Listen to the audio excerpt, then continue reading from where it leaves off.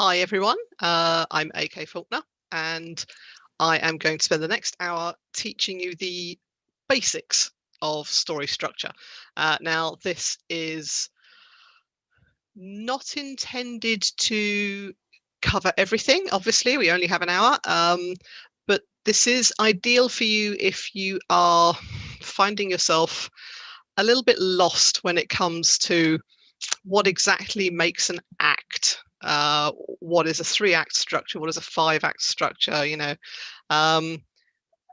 if you find it difficult when you are engaging in media, whether you're reading a book or watching a film, if you find it difficult to spot where the act structure is within the media you're engaging with, hopefully this can help you a little bit. If it doesn't, that's okay. There are a million books out there on story structure precisely because not every method works for every writer.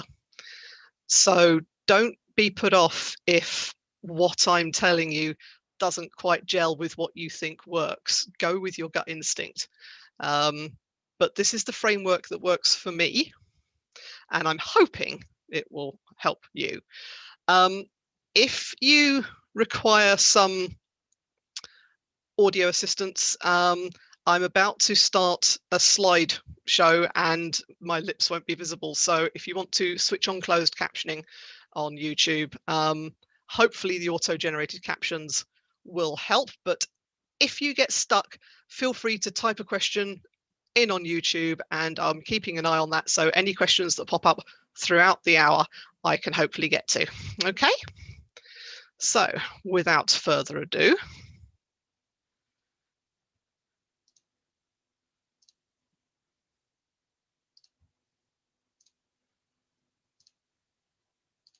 I say without further ado, and then there is much more ado. Let's try again. Okay, so story structure for beginners. Learn to structure. So, story structure, we are looking at the 3-act structure, right? I mean, sure, if that's what gets you through the day. I should also point out while we begin, there will be language in this. If you're of a delicate disposition, I'm sorry. By nature of the example, there will be some swearing. 4-act structure, yeah, 4 acts, 3 acts. Snowflake method, you may or may not have heard of the snowflake method. You may have heard of Dan Harmon's story wheel. You may have heard of Save the Cat. You may have heard of the hero's journey. Sure, if you want. I know you're already angry at me. I'm very sorry. So there are 8 parts in any story. 8 segments. Doesn't matter what people call them. And I think this is where a lot of early stage confusion comes in, is everyone who wants to sell you a how-to guide comes up with their own way of telling you what it's called so that their way seems different from everyone else's. But fundamentally, they're all the same. And those 8 parts are, and you're going to hate me, the beginning, the middle, and the end. Trust me, I can't do maths, but I am actually right in this instance. So, I know you already hate me. Here we go. Here is your story. It is one big chunk, and it doesn't matter if it is 500 words, 5,000 words, 50,000 words, 100,000 words. It doesn't matter if you are writing a short story or a screenplay or a play or doesn't matter. Doesn't matter if you're telling it in chronological order or not. It doesn't matter. There is your story. It has a beginning, a middle, and an end.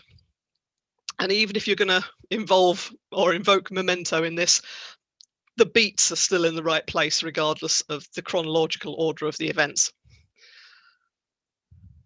The beginning and the end are the same length. They are both 25% of your total story, whether that is pages of a screenplay or word count. The middle is two 25% parts. And here you can see how already some people will say it's a 4-act structure. Other people will say it's a 3-act structure when they're exactly the same structure. Now, this is where things start getting exciting. Every story comes in eighths. I am lying already, but bear with me. You have 2 halves of the beginning, 2 halves of the first half of the middle, 2 halves of the second half of the middle, and 2 halves of the end. Now, depending on your genre, the size of the halves in the beginning and the end can swap around. They're not exactly 1/8, but your middle has to be 1/8, 2/8, 3/8, 4/8. Otherwise, you're going to get a soggy bottom. And we don't like a soggy bottom. Are you ready? So, obviously, at the beginning of your story, you have the actual beginning, the first word, the first sentence, the first paragraph, the first minute of screen time, whatever. From there, you have until your inciting incident in which to establish your story. From there, you have until the end of Act 1 or your first turning point or the exit from the normal world, whatever it's being called in the system that you're using. This is where everything ends and the new adventure begins. And then you react to that and you have the first pinch point. Don't worry, I'll explain further. And then you get the midpoint, which better be in the middle. And then you get the second pinch point. And then you get the second turning point. And then you get the climax. And then you get the end. Okay? Those are your fundamental story beats. Every character in your story, assuming that you have characters in your story, that's not necessary. Every character in your story may have individual arcs that fit within this structure. But what matters to the structure of the story is the beats that are relevant to the story. I will explain. So, at the beginning, we start with the hook. Now, I don't know if you have read the notes for QuaranCon, the program, or whether or not you're coming to this cold, but my example throughout this is going to be Die Hard. If you haven't seen Die Hard, don't worry, I will explain things, but it does help you a great deal if you have seen the film. The reason I use Die Hard is because the beats are very clear. It's a good starting film to understand story structure with. So we start with the hook. The hook is literally the thing that happens on page 1. It is your first minute of a screenplay. It is the opening sentences of a book. It is what attracts the reader's attention and keeps them, hopefully. And so with Die Hard, the hook is John McClane's hand gripping the armrest of his seat on the plane as it lands at Los Angeles. And from that single establishing shot, we can tell that he is terrified of flying. Then he has a brief conversation with the passenger next to him, and as they deplane, the passenger sees that he has a gun. And John says, "It's okay, I'm a cop." You have learnt in 1 minute that he is a cop who is terrified of flying, but he flies frequently. This is all very hooky because you were asking questions already. You go, why is this cop flying frequently? Why is he a New York cop flying to Los Angeles a lot? Why is he carrying an enormous stuffed teddy bear? All this Christmas music is playing. It's very, very, it's incredibly clever. There's so much information packed into that hook. And if you are not already curious about it, then the film has already failed. But, you know, so then we get to the first eighth. We start introducing the characters. We learn more about John. We find his chauffeur who has been sent to pick him up from the airport, Argyle. We meet his estranged wife, Holly, who is at a Christmas party with her employer. And you know, all of these characters start getting introduced and you start to see who people are, what their places are, the fact that Holly isn't using her surname, and so on. And that you're basically setting up the whole story. In this first section, you are making your reader care about the world that you've created and the characters that you've placed in it. That's the job of this section. So then you will have the inciting incident. Now, this is the exact moment that can slide backwards and forwards within the first quarter. In romance, it tends to come quite early, the meet cute. You tend to have a chapter introducing one protagonist, a chapter introducing the other protagonist, and then they meet. And that is your inciting incident for romance. In action, almost invariably in action, someone gets killed or something gets blown up or a violent event occurs. In crime, this is where your protagonist finds the body. You know, there's always something that kicks off the story, and it is the call to adventure in hero's journey terms. So this is really important. I can't really, without an inciting incident, you don't have a story. Something needs to happen. It doesn't necessarily need to be something that happens in the protagonist's presence. So in Die Hard, the inciting incident is when the alleged terrorists walk into Nakatomi Plaza and shoot the desk guard in the lobby. And this happens whilst the party's going on upstairs, and John and Holly have met and had an argument about Holly not using John's surname anymore. So as of yet, John is unaware that this is happening, but it is the inciting incident because it grabs the reader's attention, the audience's attention, okay? The next section is the response to the call to adventure. And frequently, it is a refusal of the call. Sometimes, in many, many stories, your protagonist literally runs away from the call to adventure. They're like, I do not want any of that. No, thank you. But you, as the writer, are ratcheting up the tension, which inevitably leads to the first turning point. This is your end of Act 1. This is the point at which your protagonist can no longer ignore what is going on or can no longer run away from it. And it's when they eventually are forced to step out of their normal world. Frequently, it's also, it becomes personal.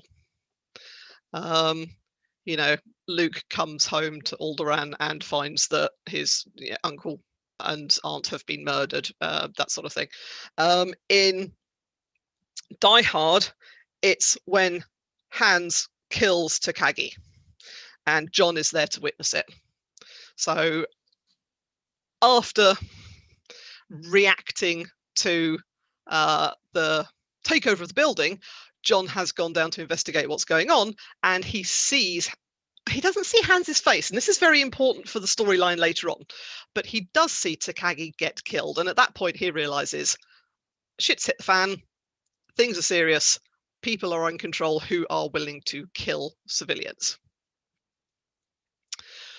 From there, the character responds to this. Again, you'll notice there is a lot of reaction in the first half. The first half it can appear proactive, but it's actually very reactive. So, for instance, at this juncture, John is not engaging with solving the problem.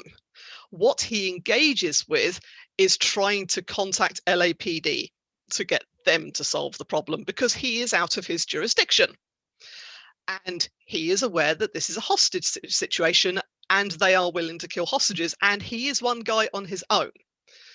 So his reaction is to call in the professionals. And at the moment, he doesn't really know who they are or what they want. And then we have the first pinch point. Now, the pinch point is when your antagonistic force flexes its muscles, shows what it's capable of, closes in a little bit. And it also gives you some more clues about the antagonistic force. I say antagonistic force because it doesn't always have to be an external antagonist. If your story is about an internal world, then this is the moment when your character's doubts are going to plague them, or like in romance, it's going to be when they can't possibly like the person that they are falling for because it's not allowed, or they're the wrong person somehow, even though we tuned in for a romance, so we know what's going to happen. In action, it is invariably an external antagonist. In fantasy, it's almost always an external antagonist. But you are going to see a hint of foreshadowing and what they're capable of. So again, with the Die Hard example, this is where John is forced to leap down a lift shaft to save his own life. He's already killed Carl's brother because, you know, he was made to do it. But Carl is now on a vengeance spree and is trying to kill John, and John ends up jumping down the lift shaft. Now, this also foreshadows the ending. Spoilers, if you haven't seen Die Hard, there's a lot of falling involved. So then, again, we are reacting to the pinch point. We realize that the bad guys are onto us. We start to take some agency. But it's not until the midpoint your protagonist realizes what is going on. Not necessarily fully, he doesn't have all the information, but he knows what's going on. And he knows he needs to be the one to do something, and he has to make the decision at the midpoint to do something. Now, if you want to dig a little deeper into this, there is always a death at the midpoint, and it can be one of three deaths. It can be the death of the ego, it can be the actual physical death of the self, or it can be career death. And what John does here in the midpoint is effectively career suicide, because he's going to engage fully with terrorists in someone else's jurisdiction because the local police are not helping at all. He's got one guy on the radio who believes in him, and everyone else thinks he's just there causing chaos. And so even if you haven't seen Die Hard, you will have undoubtedly heard the line from the midpoint. And this is the other important thing to notice, that with turning points and pinch points and the midpoints, they are often conceived of as an entire scene, but they're not. They're a moment. They are just a moment. And the moment in Die Hard is when John McClane has Hans Gruber on the radio and says, "Yippee-ki-yay, motherfucker." You can measure it almost to the minute. If you scroll through the video and stop exactly halfway through this film, John McClane makes the decision to actively fight Gruber himself. And his response is on the radio, "Yes, actually, I am a cowboy, and I'm the cowboy who's going to bring you down. Yippee-ki-yay, motherfucker." So from there, he becomes active. The characters begin actively pursuing their goal, and they start to make progress. And this is really vital, because your reader is going to be almost desperate for something to happen and you can have a lot of stuff happening in the first half, but they're going to want to see your characters actually progressing now. They're going to need to see them achieving. And at pinch point 2, we bring the antagonist back in again. We establish what the stakes are, and we establish the urgency. This is where we start the ticking time bomb. And so for the second pinch point, for instance, this is where Hans almost finds out who John is, because Ellis goes in there off his tits on cocaine and says, "I know who he is. I can give him to you." And you as the audience think, "Oh God, he's going to tell Hans that John is Holly's husband." He doesn't. Ellis actually does a moderately decent thing. He claims that John is his best friend and they've known each other for years. Ellis doesn't realise the danger that puts him in, but John does. John attempts to negotiate for Ellis's life by trying to get Ellis to say, no, tell him you don't know me. Doesn't work. Hans kills Ellis whilst John is listening. That's establishing the stakes. Hans is willing to kill anyone if it will get him to John, because John is seriously getting in his way now. And you, as the audience, are fully aware that Holly is still there. Hans just doesn't know who she is yet. That's a very clear threat that's being made by this scene, is that if Ellis had said, yeah, I know who John is, he's married to Holly, then you know things would be bad. And the only reason Ellis doesn't do that is because he fancies Holly. So dubious motives, but there you go. From there, our protagonist doubles down. They've really got to put their effort in, and they're absolutely going to win. They've got a plan. They're going to do it. It's brilliant. You know, they're totally going to win everything.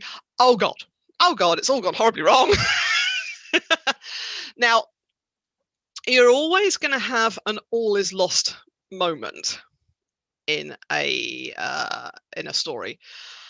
Depending on the length of the story, you can have 2 or 3. So, but generally, this is where you're going to have the big one.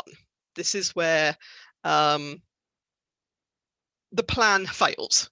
The plan that your protagonist has worked on since the midpoint just absolutely falls apart.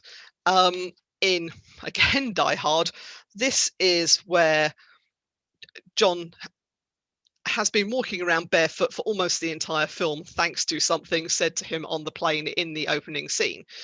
And so Hans and Carl realize that John is barefoot in a room surrounded by windows. And so they decide to shoot out all of the glass. And this means that John is faced with the decision. He either stays where he is as a sitting duck, or he runs across broken glass to escape. And that's effectively your all is lost, because that's an almost impossible decision for most people to make, even if you're sitting there thinking, oh yeah, no, I would totally run across broken glass barefoot to get away from people who are shooting at me. It's a difficult decision, and that's Die Hard does this very well, because you don't see John take this decision. It's the end of Act 2. At the beginning of Act 3, you see that he has made it across the broken glass because he's dragging himself into a bathroom to wash his feet.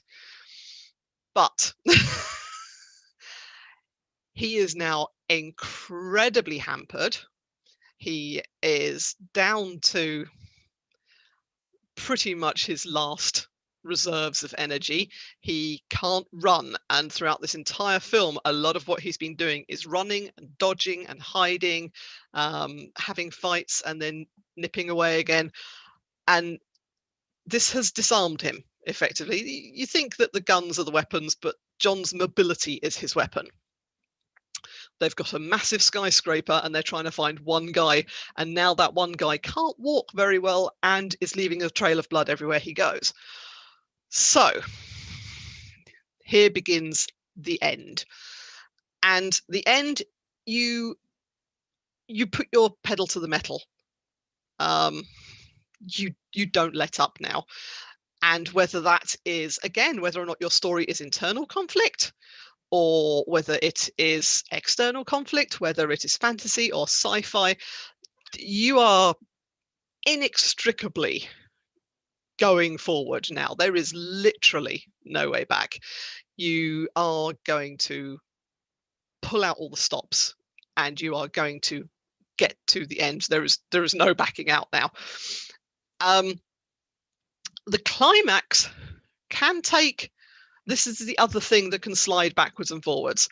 So for instance, again, in a romance, the climax comes the climax comes quite soon in a romance, because with a romance, the goal is to have the happily ever after.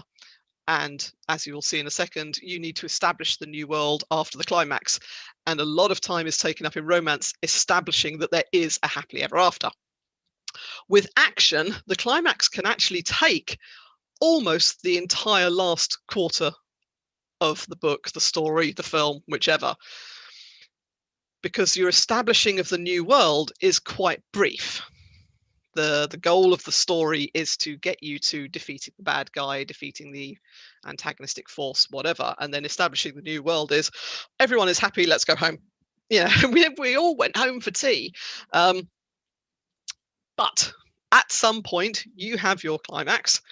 You will have the emotional climax. You will have the end of your protagonist's story arc, or the climax of your protagonist's story arc, and you will have the climax of the story.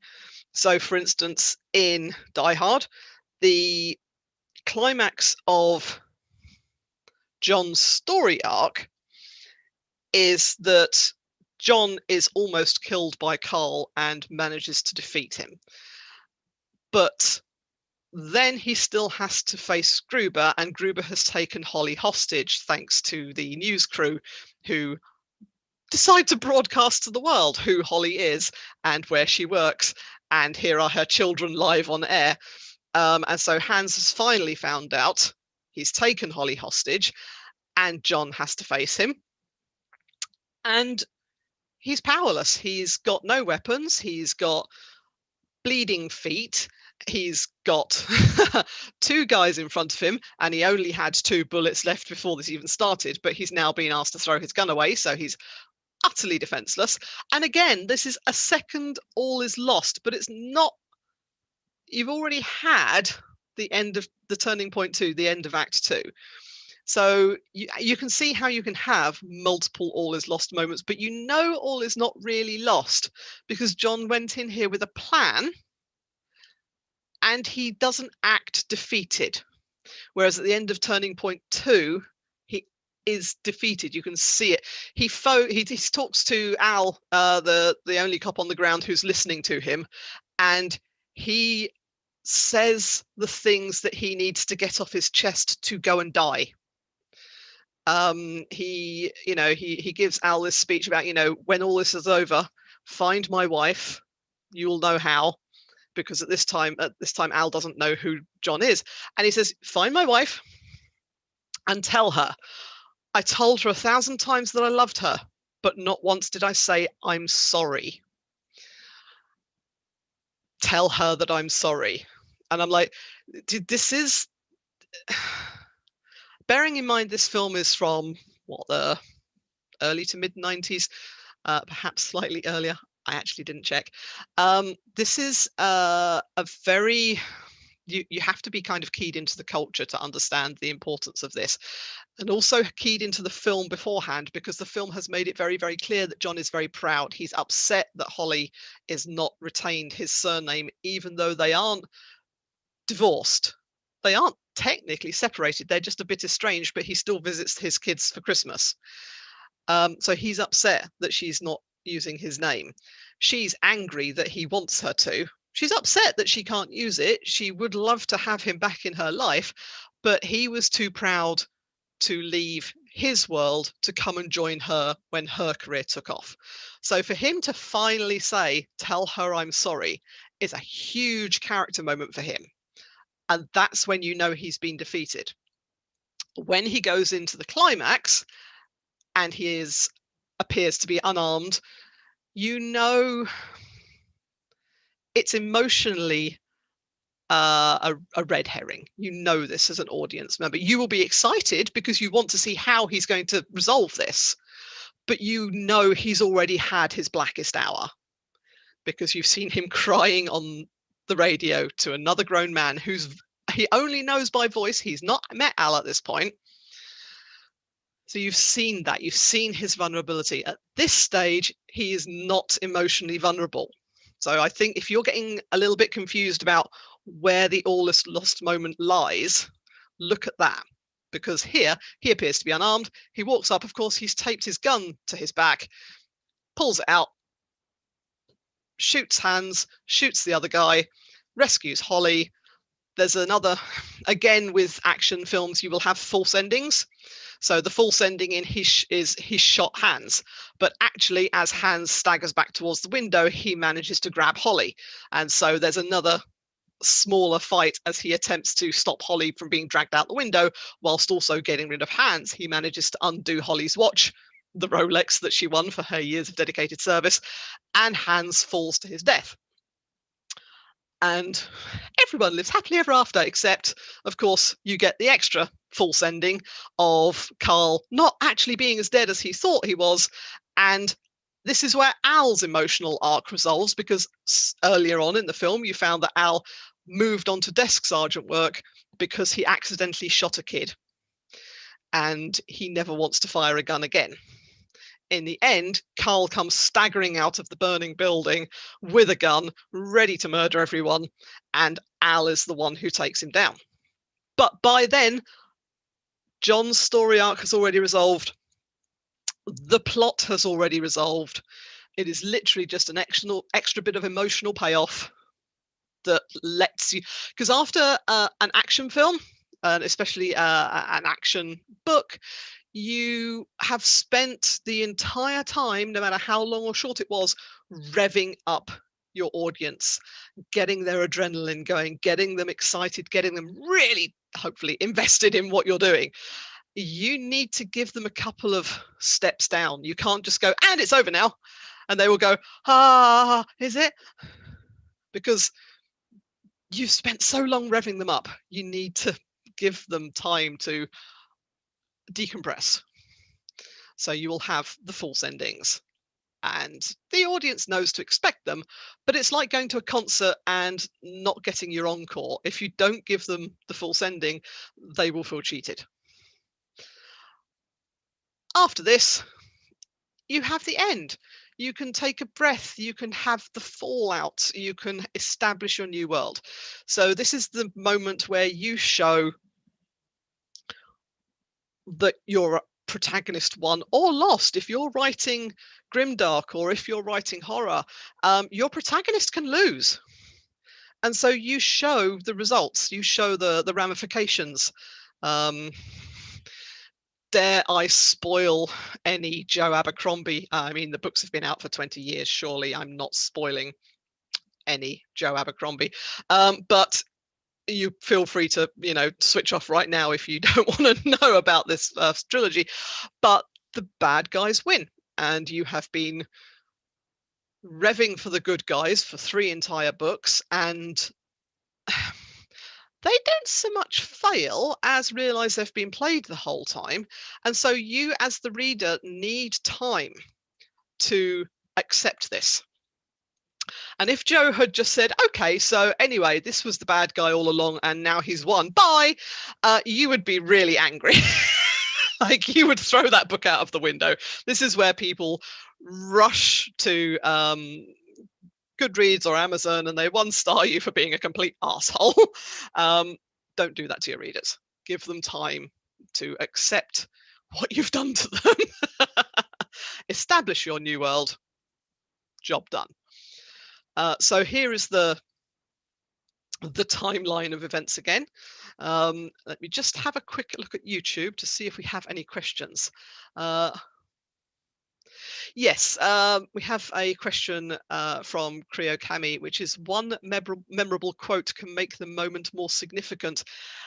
It's kind of the other way around, in that if your moment is significant, the line that you present in the middle of that moment is the one that will resound amongst the audience's thoughts. That's the one that will stick with them.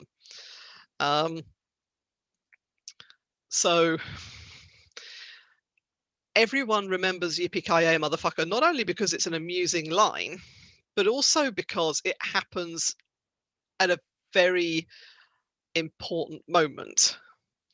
If John had just said, okay, you and me, buddy, I'm going to fuck you up now, it's not a funny line. It's like, yeah, all right, John, yeah, go get them. But it's not memorable. But if you can hit a good line of dialogue, I mean, there's again, you could ram raid a whole library of James Bond films for how to place witty dialogue at important moments. And the purpose of the witty dialogue in James Bond films is actually to defuse tension, is to let the audience know that they can let out the breath that they've been holding, because, okay, James said something funny now. I'm not here to argue with you on whether or not what James Bond says is funny, but that's the purpose. With Die Hard, the purpose of Yippee-ki-yay motherfucker is to let you, the audience, know that John has had enough of trying to get the LAPD to do their jobs, and he's going to do it himself. And this is his career death. He is literally potentially throwing away his job with the NYPD, because acting outside of his jurisdiction is not acceptable. Yeah, it's you can, because no audience member comes out of that film and thinks, yeah, that was the midpoint, unless they, are trained in media studies or are a writer. Most people come out and go, oh yeah, remember that bit where he said yippee-ki-yay motherfucker. I mean, like, 20, 30 years later, you can buy t-shirts with that line written on it. It was just genius, and the timing was perfect. But I think unless you are into analyzing story, which 99.9% of people who interact with a story are not, they're not going to see that the reason it resonated with them was because of the emotional heft, and because it meant something. It wasn't just, and this, if you watch subsequent Die Hard films, the writers of subsequent Die Hard films also forget this, and they just start saying yippee-ki-yay motherfucker randomly because it's cool and it's a bunch of words that the audience like. I feel like Ryan George now. But the first Die Hard film is perfectly encapsulated, and as a standalone film, which is what it was originally written as, those words carry emotional weight, which is why they resonate. Any more questions? I am here for the next 40 minutes. Should you have any any burning desire to know how stories work.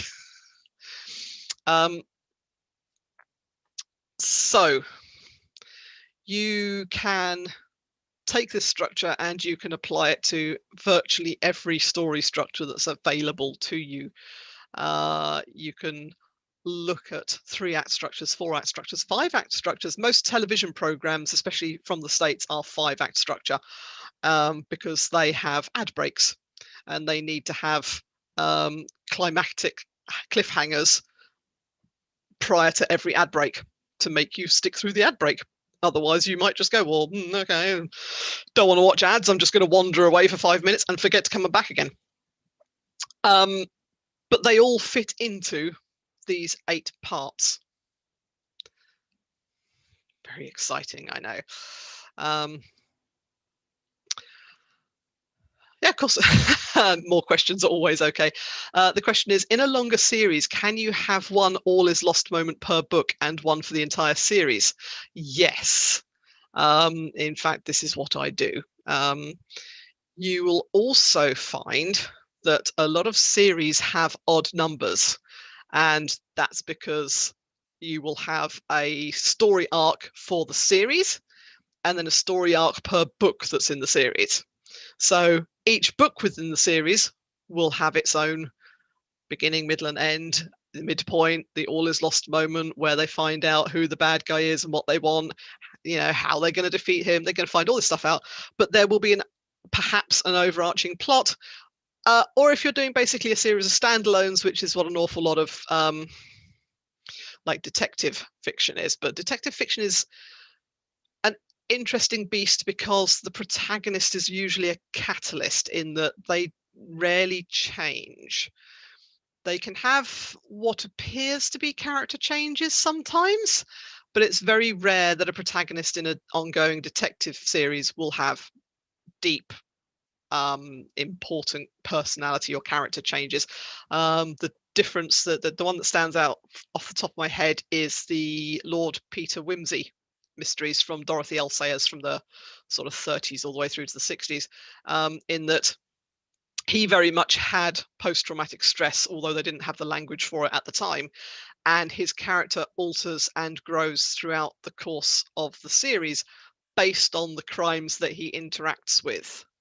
And so he actually gets worse, because he starts out investigating crime as a fun way to pass the time, because he's a dilettante with loads of money and a title and and a peerage, and why wouldn't you go solving crime when you're that sort of person? But actually exposing himself to repeated horrible mutilated bodies takes its toll on him throughout the series. But for the most part, detectives turn up, things revolve around them, they solve the puzzle, and they go on with their lives.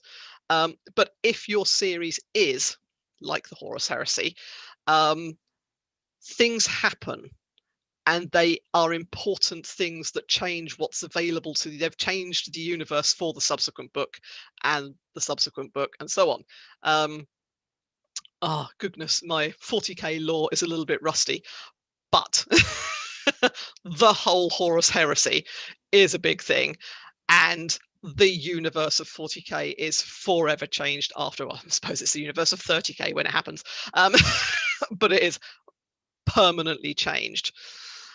And so yes, you can have one All Is Lost per book, and a huge one for the realistically, the All Is Lost for the entire series is going to be in your final book of the series.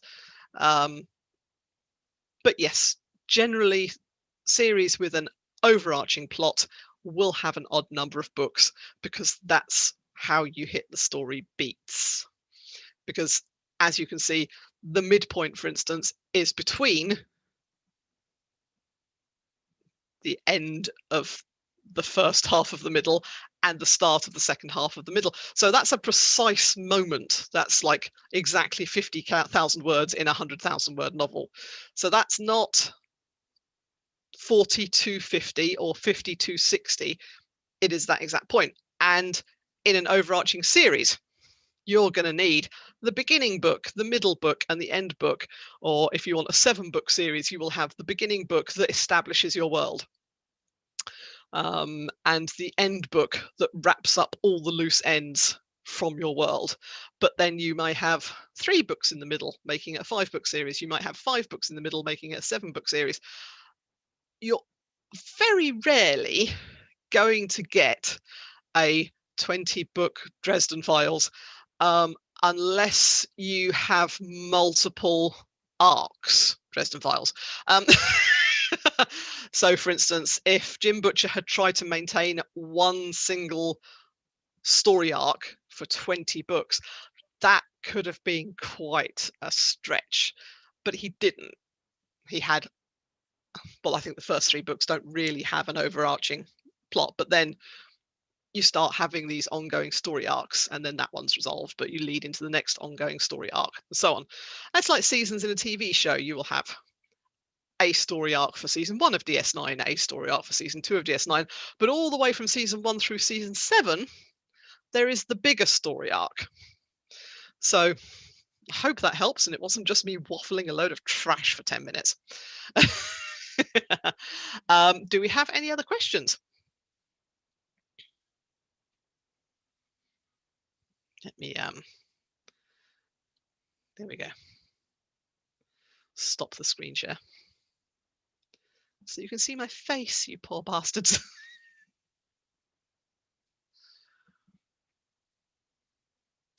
Okay, well, if we don't have any more questions, I'm quite happy to delve onto other examples.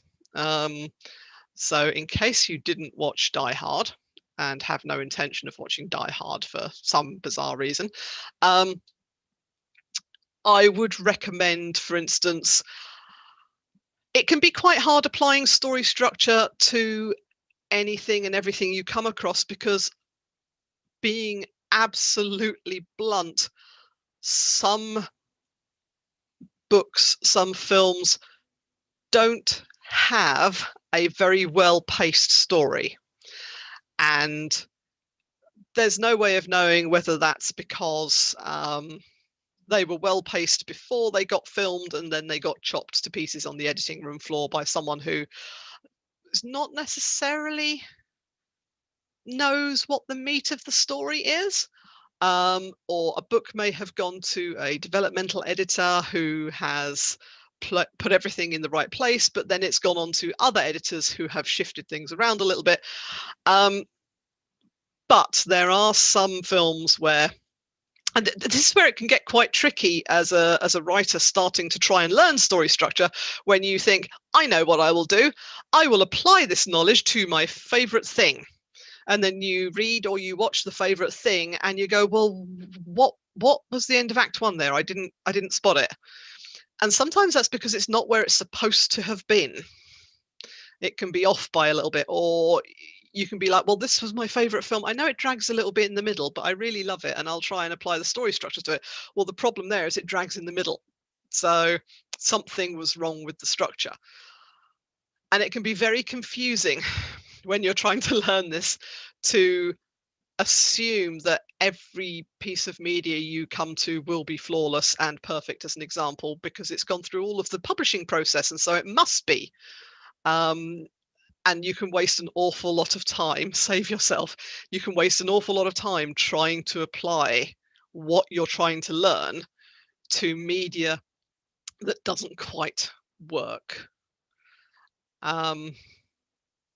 So I have some examples for you of media that does work almost to the exact minute.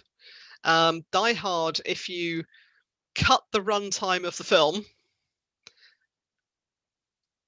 you will nail the turning points almost exactly. If you want a good romance example, I thoroughly recommend Coming to America. The romance beats in Coming to America are almost entirely bang on where they should be. Chinatown, if you want to look at crime, Chinatown is an excellent example. All the beats are in the right place. And for drama, I recommend The Lion King. The original Disney's Lion King, not the weird CGI remake that I haven't seen, but looks really quite horrifically Uncanny Valley, and I don't want to. The beats are all there. Every genre has its own conventions that you can then layer on top of this. So, for instance, as I briefly touched on earlier, crime and thrillers will often have a false ending. You will have a henchman that the protagonist has to defeat before they defeat the main bad guy. So that's part of your built up false ending. You go, yay, we've defeated the bad henchman. Now we have to go beat the actual bad guy. Oh no, he's not actually dead. Now he's dead. You know, so romance, you will have that. Quite often it's a misunderstanding, but there will be something that pulls the protagonists apart, even though they love each other, and then they will get back together and everything is great. Crime will have a specific amount of red herrings. So you will have characters littered throughout the investigation who might be the killer and have every good reason to be the killer, and even seem to have the sort of ability to kill people that is required for a killer, but will turn out to not be the killer. That's just, this is such a fundamental part of a crime drama that you almost forget. But you must have at least 3, if not 5 red herrings, depending on the length of your story. And in drama, there has to be drama. There has to be the, you know, then the betrayals and the preferably from family. So yeah, and then there is other genre expectations. I mean, fantasy, you have to have fantastical things in fantasy. It seems obvious, but sometimes these things are worth saying. And your fantasy can be action, or it can be romance, or it can be crime, or it can be a drama. You know, it can be uplifting, it can be heartbreaking. It doesn't, you don't sit down, you go, I'm going to write a fantasy. you sit there and you think, okay, well, there's going to be some backstabbing and there's going to be assassins and there's going to be, you know, so there is a subset within fantasy that you are going to write. You're either going to write epic fantasy, you're going to write urban fantasy, you're going to write, you know, science fantasy, you know, dragons in space. Please do tell me about it. Every single genre has its own expectations, but audiences expect a story to be structured. They expect it to have a beginning, a middle, and an end. They expect to not sit there fidgeting in their seats during the middle because your flow is off, your pacing is bad. I mean, if you've ever sat there at the cinema and just popcorn, the film's pacing is off. It may also just be a rubbish film, but the pacing, if you started to fidget, there is something wrong with the pacing. Let me just have a quick check to see if there's other questions. Yes, there are stories that overstay their welcome. But, you know, if my stories ever overstay their welcome, but people are willing to pay me for them, no. Yes, I think with the the statement is, it sounds like the Artemis Fowl adaptation in regards to the editor missing the meat and all the characters and the spirit. I don't even know whether anyone involved in the Artemis Fowl production knew what Artemis Fowl was. They just knew it was Irish. Question when you have the time: is it possible to create great stories without following the standard story structure? I would say yes. As with all art, I think you must learn the basics to be able to then break the rules. In photography, you can go bonkers with your camera and take random shots of the world outside, or you can first learn color theory and composition and your rule of thirds, and you can learn how to control the exposure on your camera and how to stop the white balance doing weird stuff, and then you can break things deliberately. And I think it's entirely possible to write stories that break things deliberately. A genre that breaks things deliberately and quite often is horror. Horror is very, very good at stopping before the final eighth. So you will have your hook, you will introduce your characters, you will have the midpoint, you will find out what the bad thing is, and then you will go up against it, and then the story can end. You can end horror without establishing a new world, and quite often that is the horrific thing in the horror, is that the reader or the viewer has no idea whether or not this thing was defeated, or whether or not it's still a threat, or whether or not the protagonist survives. So yes, breaking standard story structure can lead to some amazing stories, but you have to know what you're doing to know what to break and how to break it, as with all art.